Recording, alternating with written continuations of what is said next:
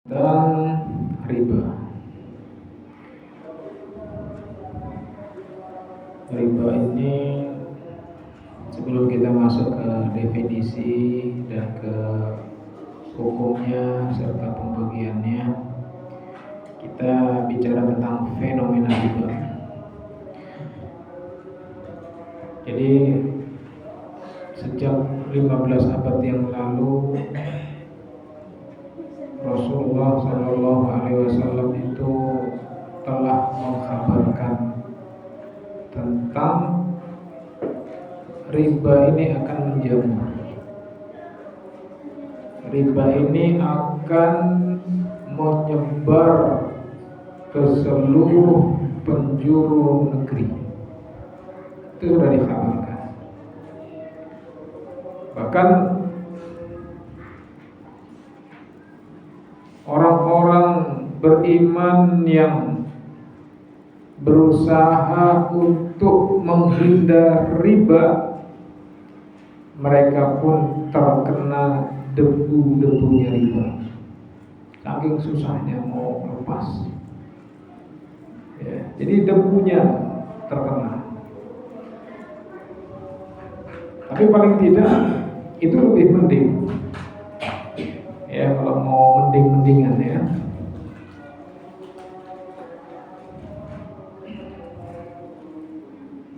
Dan Rasulullah Shallallahu Alaihi Wasallam dulu juga merubah tatanan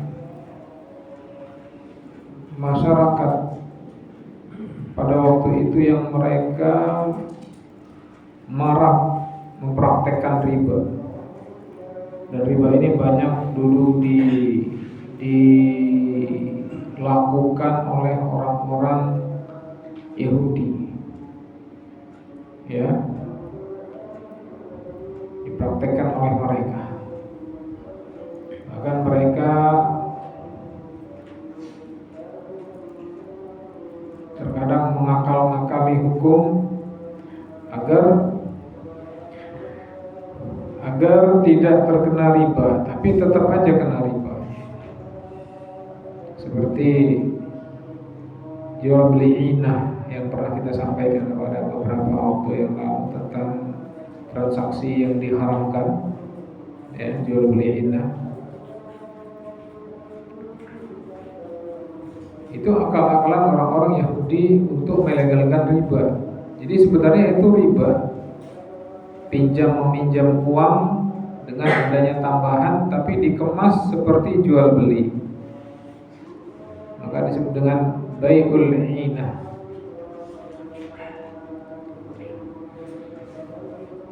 Disebutkan di sini oleh muallif rahimahullah taala Syekh Abdul Aziz bin Badawi, semoga Allah merahmati beliau, menjaga beliau. Ta'rifu, definisi riba. Riba itu maksur. Maksur itu artinya isim maksur.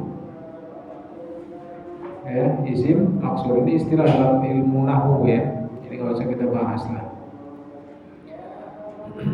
Ada maksur, ada manqus nanti ya. Wa huwa min riba wa huwa min raba yarbu wa yuktabu bil alifi.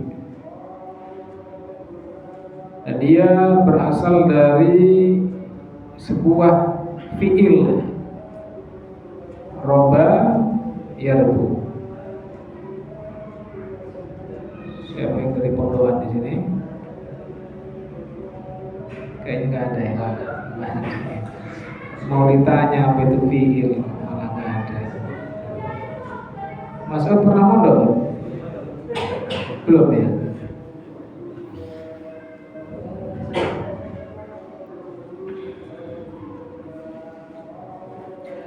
Jadi asal kata riba itu diambil dari sebuah kata kerja fiil, ya, roba yarbu, artinya bertambah atau berkembang. Makanya orang-orang menyebutkan dengan istilah yang lebih halus, bunga. Ya, bunga. Namun meskipun istilah itu indah, bunga, tetap dia tidak merubah hakikat, tidak merubah hukum. Karena hakikat itu tidak akan berubah gara-gara namanya diganti. Ya. Jadi hakikat itu tidak akan berubah cuma gara-gara namanya diganti. Jadi diganti bunga, diganti apalagi namanya. Itu tetap aja riba hukumnya. Wa aslur riba, dan asalnya riba itu adalah az-ziyadah, tambahan. Ya, jadi riba itu asalnya tambahan. Imma fin nafsi syai', bisa jadi tambahan itu pada benda tersebut. Ya. Seperti firman Allah Subhanahu wa taala, ini kita bahas masalah dari segi lughahnya. Dalam firman Allah dalam surat Al-Hajj, ihtazzat wa rabat. Jadi bumi itu, tanah itu subur dan berkembang. Ya. Wa imma fi muqabalah, atau tambahan itu dengan muqabalah, dengan yang semisal dengannya. Kadirhamin bidirhamaini, seperti satu dirham bertambah menjadi 2 dirham. Ya. 1 dirham berapa harganya? Tahu dirham? Dirham itu mata uang perak. Kalau mata uang emas apa? Dinar. Jadi dulu mata uang itu terbuat dari sesuatu yang berharga, dari emas atau dari perak. Kalau sekarang uang terbuat dari sesuatu yang tidak berharga. Terbuat dari apa? Kertas. Ya. Hukumnya, ar-riba muharramun bil kitabi wa sunnati wa ijma'il ummati. Riba itu haram berdasarkan Al-Quran, berdasarkan sunnah, dan berdasarkan kesepakatan umat ini. Ya, berarti sudah nggak mungkin lagi berubah riba itu hukumnya. Kalau ada orang punya anggapan, punya pendapat riba itu tidak haram, berarti pendapat itu tidak bisa diterima. Kenapa? Sudah menjadi kesepakatan umat. Kalau bahasa lainnya ijma. Ya. Nah, ini bukti kalau kita itu menggunakan ijma. Karena kan kita sering dituduh, dikit-dikit Quran, dikit-dikit sunnah. Emang dalil itu Al-Quran dan sunnah aja? Kan ada ijma, kan ada qiyas, gitu kan? Ini ijma. Dan kita pakai ijma. Dan kita juga pakai qiyas. Ketika di tempatnya kita pakai qiyas. Ya. Ijma dan qiyas itu juga diambil dari Al-Quran dan sunnah. Gak mungkin, tidak mungkin umat ini bersepakat terhadap sesuatu yang tidak dibangun di atas Al-Quran dan sunnah. Gak mungkin. Gak kata Nabi SAW, la tajtami'u ummati ala dhalalah. Umatku ini tidak akan pernah sepakat di atas kesesatan. Ini nggak mungkin. Makanya ketika sudah ada ijma, ya ini dalil fauqa dalil, dalil di atas dalil udah final, nggak bisa diutak-atik. Kalau ada orang mengaku ulama, mengaku ahli fikih, mengaku ahli hadis, mengaku ahli mazhab, dan dia punya pendapat yang menyelisih ini, pendapatnya nggak diterima, meskipun titelnya profesor doktor, nggak diterima. Ya. Allah Subhanahu wa taala berfirman dalam surat Al-Baqarah 278. Ya ayyuhalladzina amanu ittaqullaha wa dharu ma baqiya minar riba in kuntum mu'minin. Wahai orang-orang yang beriman, takutlah kalian kepada Allah dan tinggalkan apa-apa yang tersisa dari riba jika kalian mengaku beriman. Lihat di sini Allah memberikan statement begitu jelas. Ya.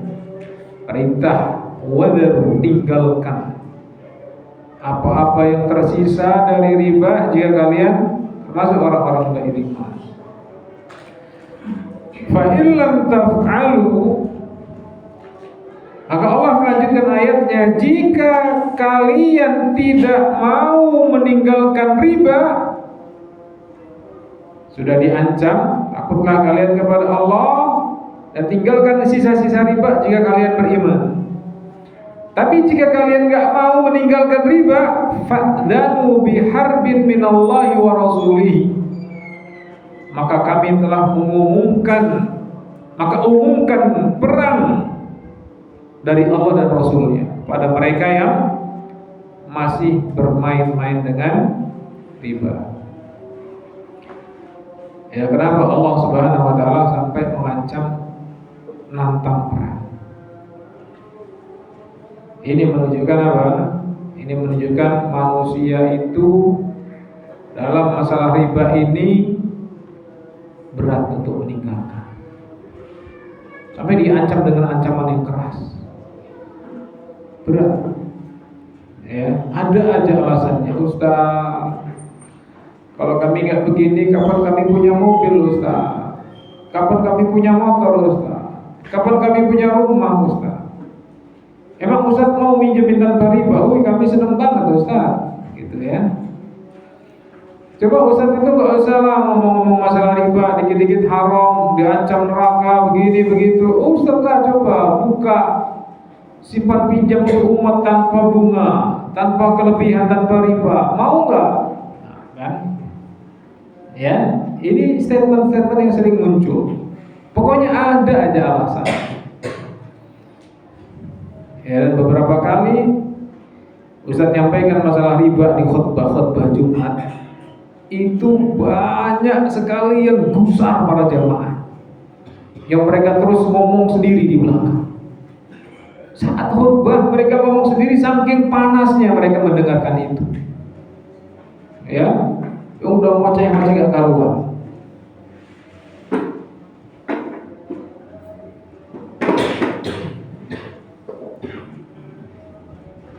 Dan beberapa jadwal terus di-cut. Oh, ini Ustaz ini nggak bisa dipakai. Ya, ini nggak bisa dipakai. Ini model-model begini nggak bisa dipakai. Memecah belah umat. Beberapa tempat di-cut. Di antaranya penyebabnya apa? Ini ngungkit masalah ini. Kenapa? Karena memang ya banyak di antara pengurus masjid, DKM masjid itu yang terlibat dalam masalah riba. Dan mereka ketika diingatkan bukannya takut, bukannya taubat, justru malah panasan. Nah, ini musibah ya. Maka berat, memerangi riba ini berat. Tidak semudah yang dibayangkan. Ya, karena kalau sudah urusannya uang, nah ini berat. Akan terlihat hakikat seseorang. Ya, makanya Allah Subhanahu wa taala sampai mengancam, fa'danu biharbin minallahi wa rasulihi. Kami umumkan perang kepada mereka yang tidak mau meninggalkan riba. Saking apa? Saking bebelnya, saking sulitnya orang itu meninggalkan riba. Jangankan masyarakat awam, yang sudah ngaji, yang sudah kenal hidayah, yang sudah kenal sunnah, yang sudah menetapi manhaj salaf, banyak yang terjerumus. Dengan alasan beginilah, begitulah, kondisilah, daruratlah, apa. Ya. Makanya Allah Subhanahu wa taala umumkan perang. Saking Allah itu marah. Saking Allah itu murka. Dan juga gak mungkin kita ini perang lawan Allah itu gak mungkin, gak bisa. Gak akan mampu. Wa in tubtum falakum ru'usu amwalikum. Maka jika kalian taubat, meninggalkan riba, bagi kalian mendapatkan harta yang sudah kalian peroleh. Ya, ru'us itu pokok. Walaupun nanti para ulama banyak menjelaskan tentang makna ru'us di sini. Ada yang sebagian ulama menafsirkan ru'us itu kalau kita seorang itu membangun bisnisnya dengan riba, kemudian berkembang, ya, terus dia ingin taubat dari dosa riba, maka apa? Semua bisnisnya, semua hasilnya harus dia halalkan. Dalam bentuk apa? Dia tasarrufkan ke dana sosial boleh. Ya, dia bangun fasilitas-fasilitas umum seperti WC umum, kamar mandi umum, siringan, jalan, atau juga dia boleh fasilitas-fasilitas ibadah, dia bangun itu. Ya, pesantren, asrama, kelas, madrasah, atau dia dibagikan, dialokasikan ke fakir miskin, juga boleh. Itu cara taubatnya. Ya, cara menghalalkannya. Seberapa banyak? Semuanya, kata para ulama. Kalau memang betul-betul mau bersihkan semuanya. Terus kami butuh, Ustaz. Kami butuh modal. Kami butuh kendaraan, kami butuh rumah. Ya. Kalau dialokasikan semua, bagaimana dengan nasib kami? Maka para ulama mengatakan, ambil seperlunya. Kalau memang kamu butuh rumah, ambil dana yang bisa untuk beli rumah, ya, dengan rumah-rumah standar. Begitu juga dengan kendaraan, ya. Nah, itulah yang disebut dengan ru'us. Falakum ru'usu amwalikum. Ya, jadi tidak semuanya dihabiskan terus dia nggak punya apa-apa lagi. Ya, ini diantara apa? Di antara cara taubat dari riba. Karena salah seorang ustaz cerita,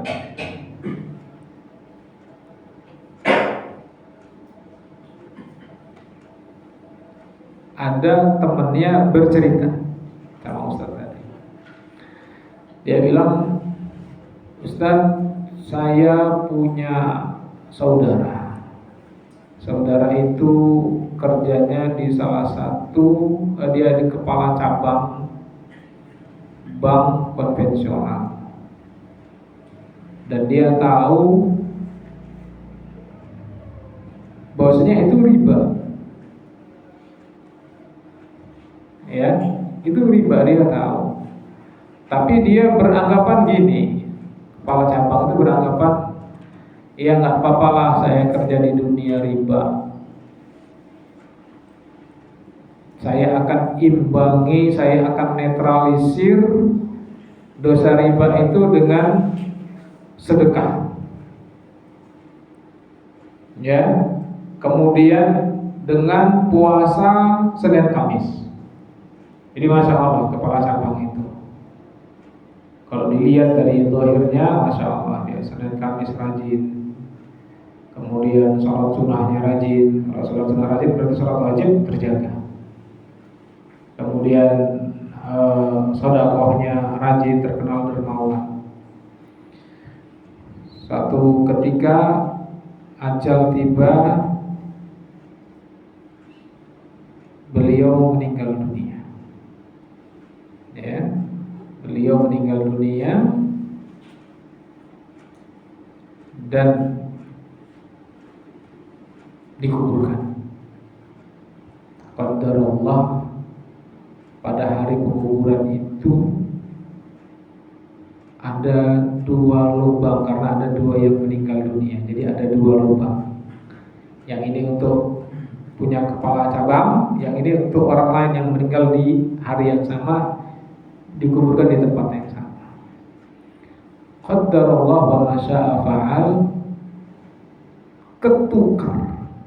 Jadi yang harusnya kepala cabang itu dikuburkan di lubang ini, ketukar di sini.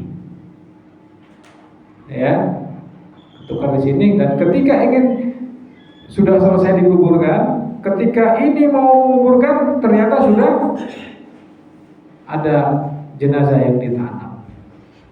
Akhirnya apa? Pihak dari keluarga ini komplain, minta dibongkar dan dikembalikan. Karena mungkin ini sudah dikapling mungkin sama dia. Kuburan-kuburan ya, kuburan-kuburan kalau di Jakarta, di kota-kota besar itu bayar ya. Satu tempat itu bisa sampai 5 juta, 10 juta tempat itu mereka bayar. Jadi qadarullah dengan berat hati dibongkar, mau nggak mau dibongkar. Padahal itu sudah selesai, sudah pulang semua. Ya, ternyata apa? Setelah dibongkar, didapati jenazah kepala cabang salah satu bank konvensional tadi sudah hangus terbakar. Semuanya pada ngeri, semuanya pada nangis. Dan akhirnya apa? Yang keluarga tadi yang nuntut ditukar tadi, akhirnya gak berani ditukar. Dan nggak usah ditukar. Nanti takut kebakar juga dia di situ. Ya, ada sudah nggak jadi ditukar, ditutup lagi. Subhanallah.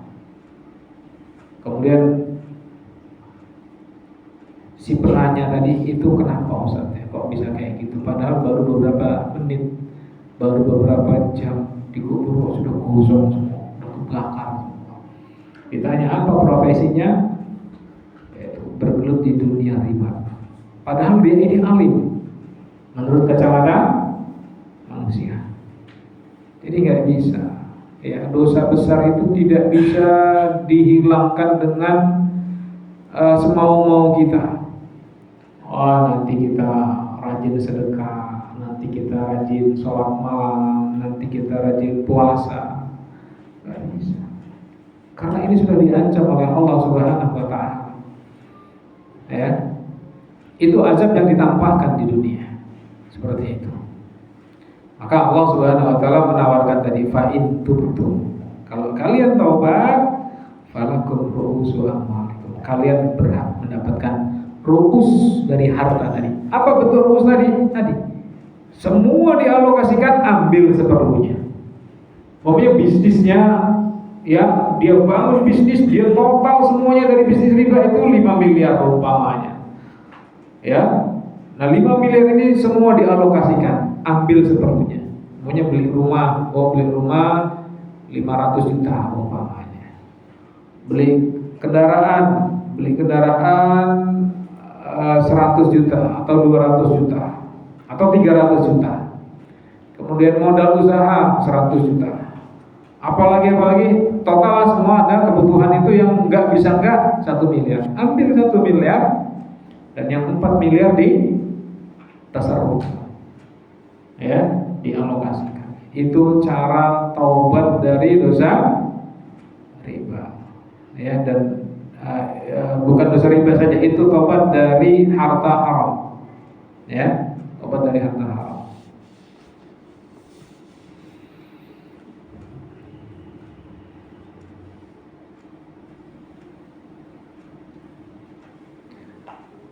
La tadlimuna wa la tudlamun. Jadi kalau kalian tobat, kalian mendapatkan ru'us dari harta kalian, dan kalian tidak mendolimi dan tidak didolimi. Allah Ta'ala, Allah berfirman dalam Al-Baqarah 275, alladzina ya'kuluna riba la yaqumuna illa kama yaqumul ladzi yatakhabbathu syaitanu minal mas.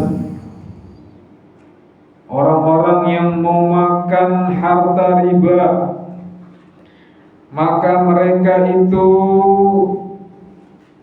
tidak bisa berdiri kecuali seperti berdirinya orang-orang yang kesurupan setan. Ya. Jadi pada hari kiamat nanti orang-orang yang makan riba itu nggak bisa berdiri, kecuali berdiri jatuh lagi, berdiri jatuh lagi. Ya. Dan itu siksaan untuk mereka. Wa qala ta'ala, Allah berfirman dalam Al-Baqarah 276, yamhaqullahu riba wa yurbis shadaqat. Allah menghancurkan riba dan menumbuh suburkan sedekah. Dan Allah sudah janji di sini, Allah menghancurkan riba. Siapa saja yang bertransaksi dengan riba, yang membangun ekonominya di atas riba, yang membangun bisnisnya di atas riba, Allah sudah kabarkan, Allah akan hapus, Allah akan bangkrutkan. Dan sudah banyak buktinya, sudah banyak buktinya. Ya, sehingga orang itu menjadi hambanya dunia, hidupnya itu nggak bisa lagi dinikmati.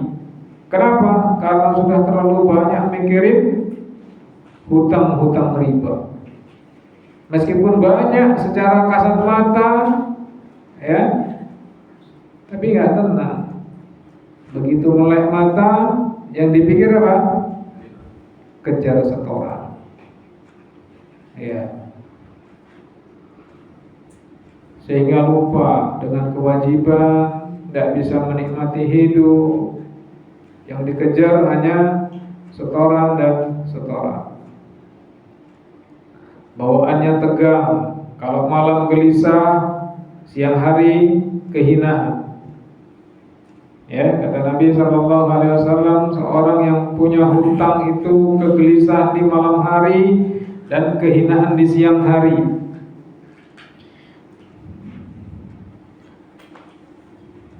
Maka Rasulullah SAW dan para sahabatnya itu tidak pernah punya mental hutang. Karena orang yang punya mental hutang itu dekat dengan riba. Ya, dekat dengan riba. Rasulullah mengajarkan untuk hidup apa adanya. Jangan memaksakan kehendak, jangan mengedepankan gengsi. Sesuai dengan kebutuhan. Kemudian dalam hadisnya Abu Hurairah, Rasulullah SAW bersabda, ijtanibu sab'al mubiqat. Jauhilah oleh kalian 7 perkara yang membinasakan. Qalu wa ma hunna ya Rasulullah. Para sahabat bertanya, apa 7 perkara yang membinasakan itu ya Rasulullah? Kemudian beliau menjelaskan, asyirku billah. Yang pertama, mensekutukan Allah. Kemudian yang kedua, wasihru, sihir. Ya, praktek sihir. Jadi di zaman ini jangan dikira sihir itu udah nggak ada. Masih marak, masih banyak orang mempraktekkan sihir. Selagi umat ini tidak mengerti tentang tauhid yang benar, mereka akan dengan mudah mempraktekkan sihir, mempraktekkan perdukunan. Ya, meskipun betitel, meskipun pejabat, meskipun konglomerat, kalau dia tidak memahami tauhid dengan benar, dia akan mudah terjerumus ke dalam sihir. Wa qatlun nafsil lati haramallahu illa bil haqq, dan membunuh jiwa yang telah Allah haramkan kecuali dengan cara yang benar. Ya. Jadi membunuh jiwa itu kalau dia nggak boleh dibunuh ya dosa besar. Tapi kalau dia boleh dibunuh, ya dia nggak dosa, bahkan dapat pahala. Seperti contohnya apa? Seperti contohnya pemerintah menerapkan hukum kisos, ya, hukum kisos, hukum syariat Islam. Tapi yang menegakkan harus pemerintah, bukan kelompok, bukan individu, harus pemerintah. Seperti ada orang membunuh, maka hukumnya apa? Ya dibunuh, pembunuh ya dibunuh. Siapa yang menegakkan? Ya pemerintah. Kalau yang menegakkan bukan pemerintah akan menimbulkan kekacauan.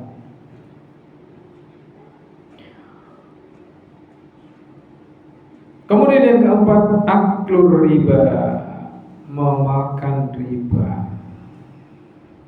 Jadi memakan riba ini termasuk 7 perkara yang membinasakan. Wa aklu malil yatim. Dan yang kelima, memakan harta anak yatim. Nah ini hati-hati ya, terutama ini keluarga biasanya. Keluarga ini rawan makan harta anak yatim dengan cara yang batil. Dia punya kakak, kakaknya udah berkeluarga, punya anak, punya istri, tiba-tiba kakaknya meninggal, ya, atau adiknya meninggal, maka harta yang harusnya dibagi ke anak-anaknya yang yatim tadi malah diambil oleh saudaranya, ya, diambil oleh kakaknya, diambil oleh adiknya, adik si mayit, ya. Dan itu banyak kasus itu, terlantarkan anak yatimnya. Kemudian yang keenam, watawalli yaumaz zahfi, lari dari pertempuran, ya, kabur dari pertempuran, dari peperangan. Peperangan di sini yang dimaksud peperangan apa? Jihad fi sabilillah, ya, bukan peperangan tawuran, bukan peperangan antar geng, antar desa, bukan peperangan antar sekolah, bukan. Tapi peperangan jihad fi sabilillah, yang jihadnya itu jihad yang syar'i, yang benar-benar jihad sesuai dengan fikih yang disebutkan oleh para ulama di dalam kitab-kitab jihad. Kemudian yang terakhir apa? Qadful muhsanatil ghafilatil mu'minat, menuduh, ya, wanita-wanita beriman melakukan zina. Ya, dia menuduh wanita-wanita beriman melakukan zina. Ini yang berat, ya. Maka barang siapa yang menuduh berzina harus mendatangkan 4 orang saksi. Jadi kalau ada orang, ada suami, umpamanya suami lah ya, menuduh istrinya berzina, itu harus mendatangkan 4 saksi. Dan keempat-empatnya harus benar-benar melihat dengan jelas. seperti melihatnya timba masuk ke sumur, keempat-empatnya. Kalau yang melihat cuma 3, yang satu kok kayaknya remeng-remeng, nggak bisa, nggak boleh. Nah, bagi yang menuduh tapi tidak bisa mendatangkan saksi, maka dia kena ta'zir. Dia kena cambuk 80 kali cambukan dengan cambukan yang kuat. Ya, hati-hati. Jadi nggak sembarangan menuduh orang berzina. Tapi dia jalan sama perempuan lain, Ustaz. Saya lihat dia masuk ke hotel, masuk ke dalam kamar hotel, nggak bisa, ya. Kecuali dia memang benar-benar melihat.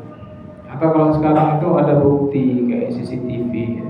CCTV yang benar-benar jelas, atau video yang benar-benar jelas.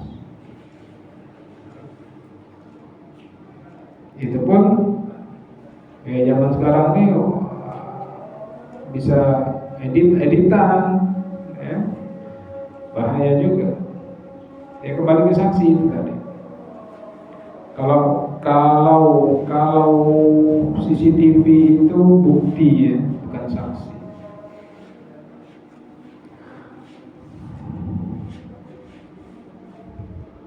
An Jabir ibn Abdullah qala la'ana Rasulullah akil riba wa mukilahu wa katibaihi wa syahidaihi wa qalahum sawa'un. Jadi kata Jabir bin Abdullah, Rasulullah melaknat orang yang makan riba. Yang makan riba dilaknat. Dan orang yang minta makan dari hasil riba juga dilaknat. Wa katibahu, dan yang mencatat, ya, petugas-petugasnya yang mencatat transaksi-transaksi riba. Wa syahidaihi, dan saksinya, ya. Maka kata beliau apa? Hum sawa, mereka itu sama hukumnya. Yang makan, yang minta makan, yang mencatat, yang menjadi saksi, mereka itu sama, hukumnya sama. Kemudian yang berikutnya, an Abdullah ibn Mas'ud qala Nabi sallallahu alaihi wasallam, ar-riba 73 baban. Riba itu ada 73 pintu, 73 tingkatan. Aisaruha mithlu ayyankiha rajulu ummahu, dan yang paling ringan dari dosa riba tadi seperti seorang yang berzina dengan ibu kandungnya. Ya, naudzubillah. Itu yang paling ringan.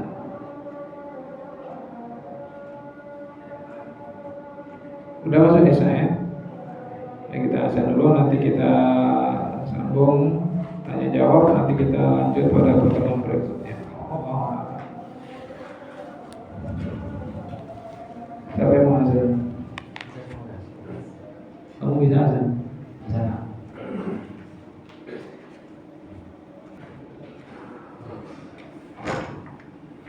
Coba lanjutkan satu hadis lagi, ya. Disebutkan dalam hadisnya Abdullah ibn Handalah anin Nabi sallallahu alaihi wasallam qala dirhamun riba ya'kuluhu ar-rajulu wa huwa ya'lamu ashaddu min 36 zanyatan. Dalam hadisnya Abdullah bin Handalah dari Nabi sallallahu alaihi wasallam, beliau bersabda, 1 dirham dari hasil riba yang dimakan oleh seorang wa huwa ya'lamu, dan dia tahu kalau itu hasil riba, ya, asyaddu min sittatin wa thalathina zanyatan, itu dosanya lebih besar daripada berzina sebanyak 36 kali. Ya. Jadi ngeri kita kalau lihat hadis-hadis tentang riba ini. Yang hadis di atas, hadisnya Abdullah bin Mas'ud, ada berapa? 73 tingkatan. Yang paling rendah tingkatannya seperti seorang berzina dengan ibu kandungnya. Kemudian hadisnya Abdullah bin Hamdalah, 1 dirham yang dimakan oleh seorang dan dia tahu itu hasil dari riba, itu dosanya lebih berat daripada berzina selama 36 kali. Alhamdulillah. Ya. Dan ancaman-ancaman ini itu banyak yang tidak bergeming, banyak yang nggak takut, ya. Kenapa ya? Karena tadi ngikutin gaya hidup tadi, tren gaya hidup, tidak mau sabar dengan yang halal. Ya, insya nanti pada pertemuan berikutnya kita akan bahas tentang aqsamuhu, pembagian riba.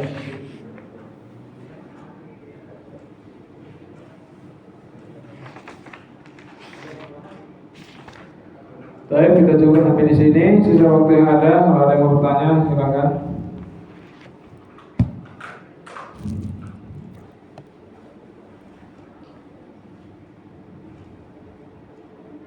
Ada?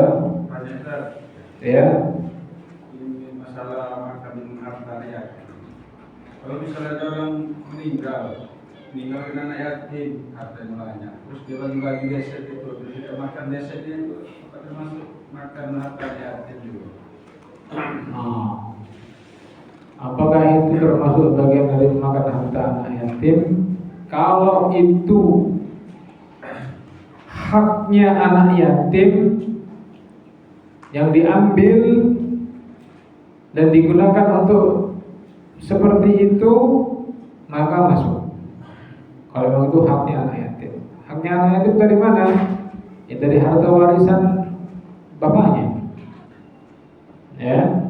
Kalau memang itu diambil dari harta bapaknya, bapaknya meninggal, hartanya diambil untuk perkara-perkara seperti itu, maka jatuh. Ya, bisa jadi. Tapi kalau itu diambil dari hasil sokongan, sumbangan dari warga sekitar yang diolah oleh sahibul musibah, ya berarti bukan. Ya. Tapi kalau di tempat kita biasanya itu diambil dari harta sumbangan, ya. Ada yang nyumbang uang, ada yang nyumbang beras, ada yang nyumbang tenaga dan seterusnya. Allah, nggak cukup. Ya. Allah. Ada lagi? Iya. Mengenai masalah izin menteri banyak kan. Jadi penjelasan Ustaz kemarin, kalau kita pinjam di bank syariah itu kan ada akadnya, ada setelah itu apa kata Ustaz kemarin itu, dan termasuk itu ulama kontemporer boleh kan itu. Nah jadi tapi sebetulnya BSI sendiri bank syariah Indonesia itu kan termasuk salah satu bank himbara yang mana kalau dia misalnya kita saya misalnya kayak pinjam kur, bunganya pada dasarnya sama aja, mereka 6% semua kan tahun kan untuk pinjaman kita orang sama. Jadi hanya saja yang membedakan akadnya saja. Jadi apa bedanya kalau saya pinjam riba di BRI atau bank lainnya, sementara di BSI yang mereka mengklaim yang kata Ustaz, menurut ulama kontemporer tadi mereka bukan riba. Nah jadi tolong kasih penjelasan ke saya karena saya kadang-kadang mau pinjam riba. Terima kasih. Pinjaman kur, Ya, pinjaman kur rencananya. kredit, Usaha ya. usaha rakyat. Itu pinjamannya berupa uang. Ya, berupa uang. Karena BSI sendiri mengeluarkan konversi BSI ada juga sama aja kan. Jadi kita datang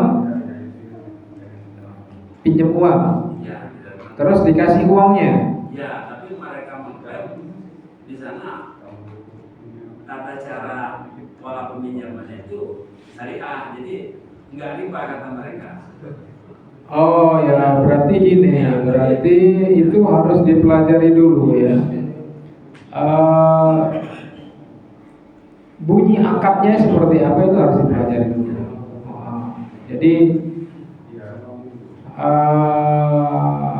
untuk menghukumi apakah produk-produk yang ada di bank syariah, bank yang mengklaim syariah di Indonesia ini itu benar-benar bebas dari riba, itu ya nanti dipelajari bunyi akadnya seperti apa. Ya, karena kalau akadnya itu pinjam uang, kemudian nanti bayarnya dicicil dengan bunga rendah, ya berarti ribanya ya itu riba. Ya, tapi kalau mereka punya akad yang bisa terbebas dari akad riba, ya dipaparkan dulu, dibawa dulu, nanti bentuk akadnya seperti apa, nanti kita pelajari, baru bisa disimpulkan, gitu ya. Iya. Karena saya juga nggak bisa memastikan itu riba atau itu nggak riba, karena harus dipelajari dulu. Ya,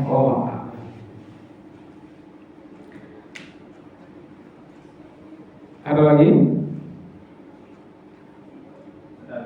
Iya, silakan. Terkait hadis tadi yang menyebutkan pencatatnya dan dua saksinya. Jadi persyaratan orang mengambil atau minjam uang di bank itu diantaranya surat keterangan usaha yang dikeluarkan oleh pemerintah desa atau kelurahan. Apakah itu termasuk pencatatnya atau saksinya itu? Terkena nggak? Tidak, karena dia surat keterangan itu fungsinya bukan hanya untuk itu kan? Enggak. Adapun dia menggunakan itu untuk transaksi riba, itu namanya penyalahgunaan. Ya. Seperti pisau. Pisau kan enggak fungsinya bukan hanya untuk membunuh loh, untuk yang lainnya juga, untuk potong bawang, untuk potong tempe. Ada orang beli pisau untuk membunuh, kena nggak yang jual? Ya enggak, karena memang itu bukan fungsinya untuk membunuh. Tapi kalau memang dia kerja di situ, di lingkup situ, ya dia sebagai pencatatnya, sebagai orang yang menandatanganinya, ya kan? Karena dia bersinggungan langsung. Wallahu a'lam.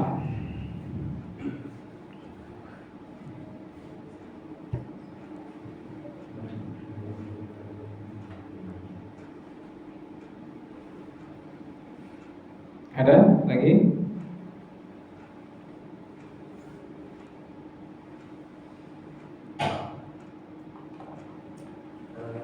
Ya, silakan.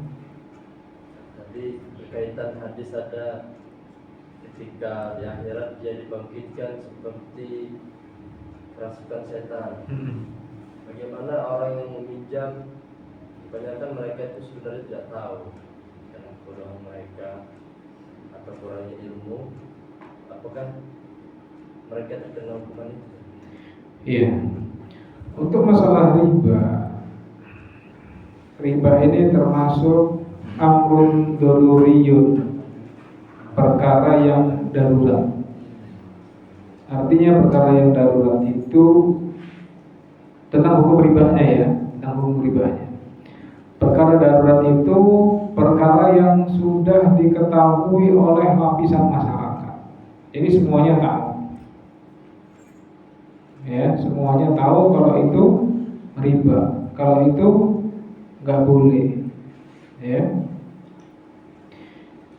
Jadi tidak ada alasan bagi seorang itu yang nanti di akhirat dia akan berhujah, saya nggak tahu, itu nggak ada alasan, karena ini bagian dari amrun dzururiyun. Sama seperti ketika ditanya apa hukumnya sholat 5 waktu, nggak ada orang nggak tahu semua. Apa hukumnya puasa di bulan Ramadan, nggak ada yang nggak tahu semua, kecuali orang itu mungkin mualaf baru masuk Islam, mungkin ya.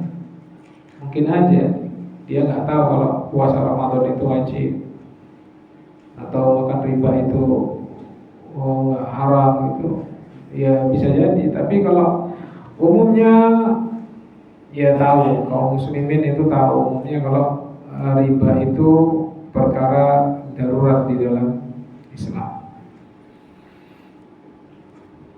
Andai ada yang nggak tahu, ya itu nanti hisabnya Allah yang menghisabnya, ya. Dan Allah akan menegakkan sesuai dengan keadilan dan kebijaksanaan Allah.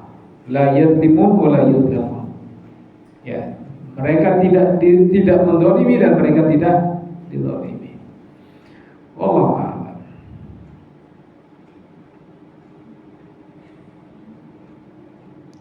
Ada lagi? Ya. Karena diakui atau tidak diakui, ya mungkin kita semua, walaupun nggak semua yang ada di sini, ya paling tidak yang bersinggungan dengan yang namanya riba, seperti yang saya sampaikan tadi, mungkin pernah ceramah, jadi wakil segala macam, sehingga DKM sendiri nggak senang kan gitu kan. Nah sebetulnya kami semua yang ada di sini, mungkin beberapa orang yang sepakat dengan pembicaraan saya, yang merasakan hal yang sama kan gitu kan. Tapi posisi kami udah terlanjur semua ini rata-rata kan gitu. Mungkin hanya mungkin ada semacam khayalan walaupun jalan. Nanti kalau ini kredit sudah selesai, udah lunas, nggak mau lagi deh kan kira-kira. Iya. Nah jadi makanya tadi saya balikan lagi pertanyaan saya yang pertama tadi, yang kata Ustaz, nanti lihat dulu gimana akadnya.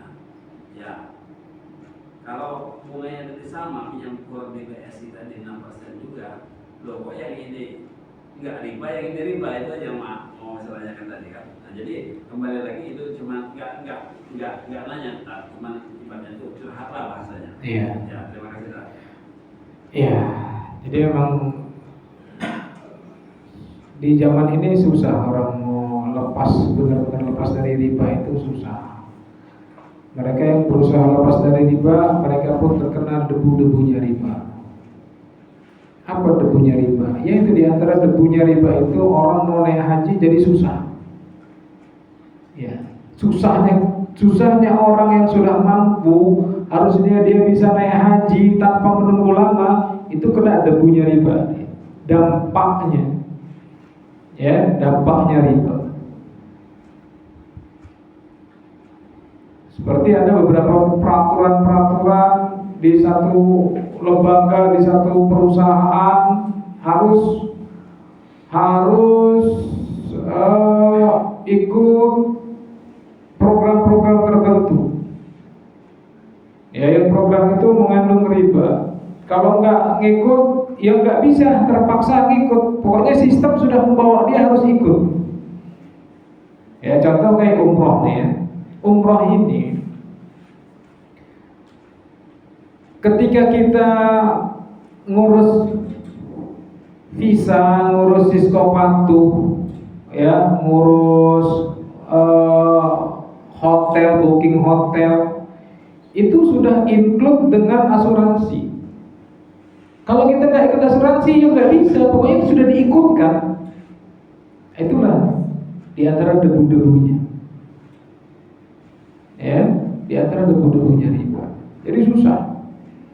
Nah, yang memang kita nggak bisa menghindarinya, yaitu darurat, itu udzur. Ya, memang kita nggak menginginkan itu, tapi kita dipaksa untuk masuk ke situ. Padahal kita sudah berusaha kuat untuk nggak bisa, sudah untuk menolaknya. Ya, bukan kita sengaja dekat-dekat, sengaja ngopeng, sengaja nyender-nyender, enggak. Memang dipaksa oleh sistem. Ya. Nah, bagi kaum muslimin yang sudah terlanjur punya atau terjerumus ke dalam dunia riba, kemudian tersadar di tengah-tengah jalan, para ulama menyarankan apa? Menyarankan sebisa mungkin segera dilunasi.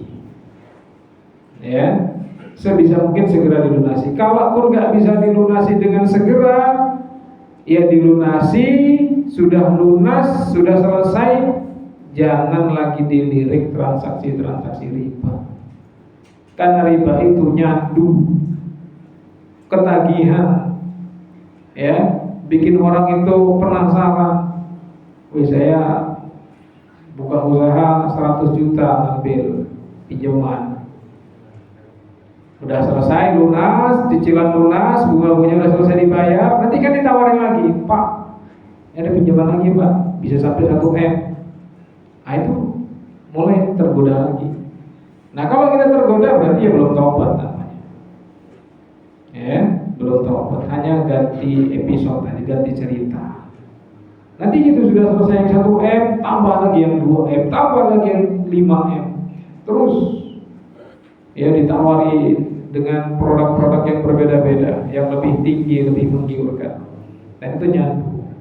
Nah bagi kaum muslimin yang benar-benar taubat dari riba, wadaru ma baqiya min riba, tinggalkan semua transaksi riba, ya sudah lunas, sudah nggak usah dilirik lagi, nggak usah dilihat lagi, apapun bentuknya, apapun judulnya, ya. Allahu a'lam.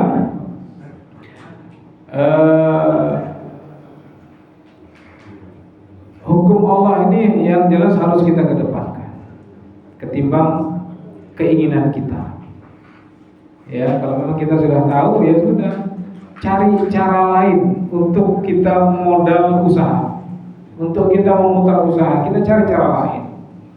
Ya, jangan malah kita lirik-lirik, cari celah dan seterusnya.